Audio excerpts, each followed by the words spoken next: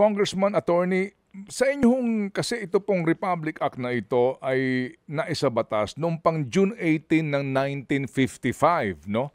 Sa inyong pagkakaalam, ito ho ba'y napakinabangan na ng bayan? Meron na ho bang naharap sa gantong kaso at nabawi ang nakaw na yaman?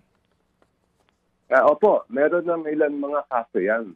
Pero ang tingin ko, lalong-lalo na ngayon sa nakikita natin sa issues ng flood control ay dapat isulit na at gamitin na ito ng ating Solicitor General laban dun sa mga obvious naman na may kayamanan na hindi sapat hindi sumasang-ayon sa kanilang lehitimong kinikita.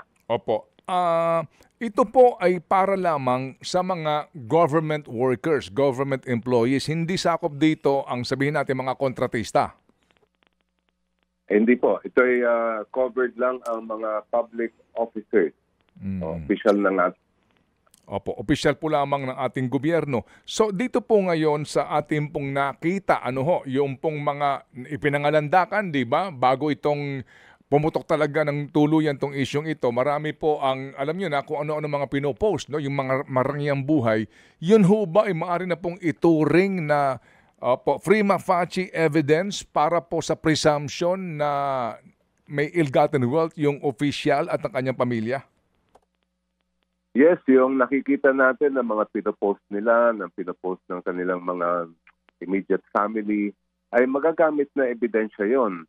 At pag magamit natin yung presumption na ill-gotten wealth na yan, nasa sa kanila na yon, napatunayan nila na hindi at yun ay nanggaling sa lehitimong pinagkakitaan.